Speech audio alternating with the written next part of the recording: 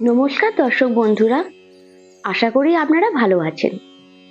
আজ আমি বানাবো রেস্টুরেন্ট স্টাইলে চিকেন স্টিক।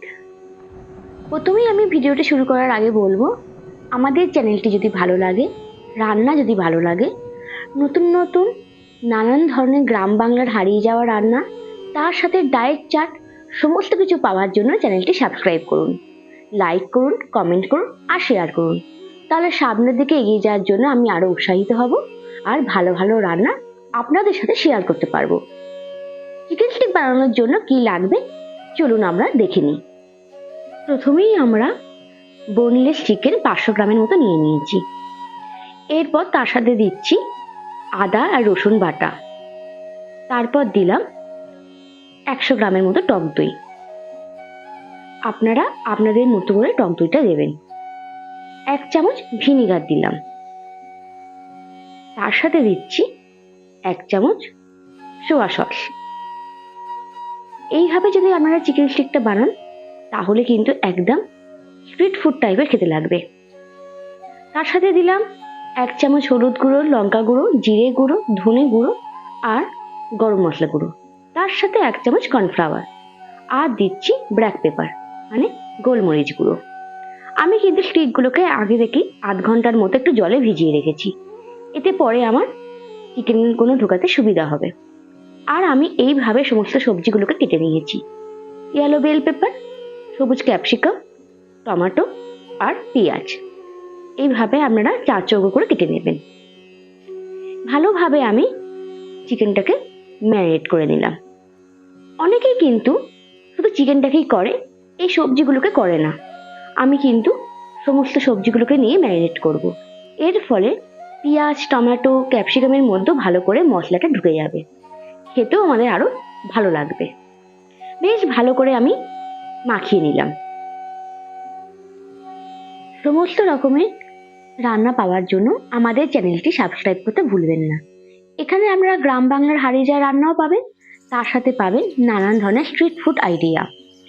এবার আমি ঢাকা দিয়ে 1/2 ঘন্টার মতো রেখে দিলাম। আমি এবার একটা স্পেশাল সস তৈরি করব। তার জন্য খানিকটা পিৎজা সস নিলাম, রিফাইন্ড অয়েল নিলাম আর চিল্লি ও শেজওয়ান সস নিয়ে আমি এই সসটা তৈরি করছি। এই চাটনিটা কিন্তু চিকেন স্টিক করার জন্য একটা গোপনীয় টিপস। এরপর আমি 8 ঘন্টা পর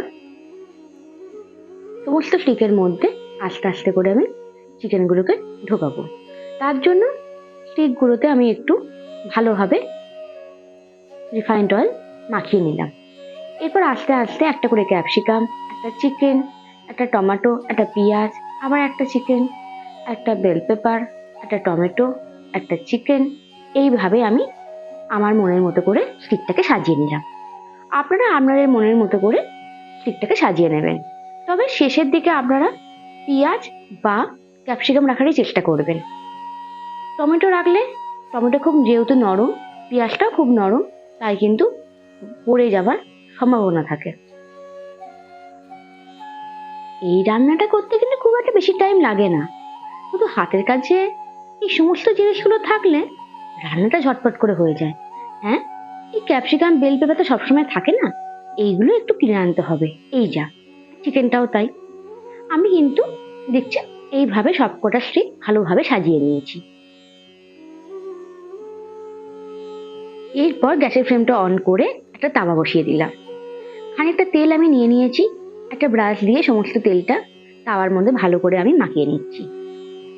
অনেকে পুরো একদম ছাকা তেলে এটা ভাজে, কিন্তু আমি এইভাবেই ভাজবো। একটু পুড়ে পুড়ে গেলে একটা স্মোকি গন্ধ বেরোবে, সেটাও খুব ভালো লাগে।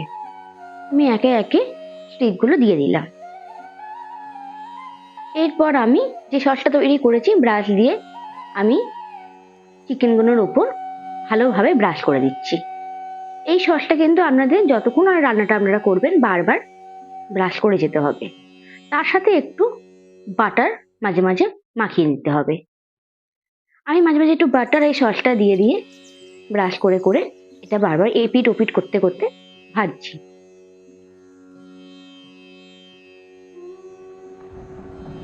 দেখুন আমি কিভাবে করছি, আপনারা বাড়িতে এইভাবেই করবেন। আপনারা তাওয়া ছাড়া আপনারা যে কোনো প্যানেও এটা করতে পারেন, আমাদের কিন্তু চিকেন স্টিকগুলো পুরোপুরি কমপ্লিট। পুরো আমাদের সবজিগুলো সেদ্ধ হয়ে গেছে, তার সাথে চিকেনটাও আমাদের একটা পোড়া পোড়া একটা স্মোকি ফ্লেভারও এসে গেছে।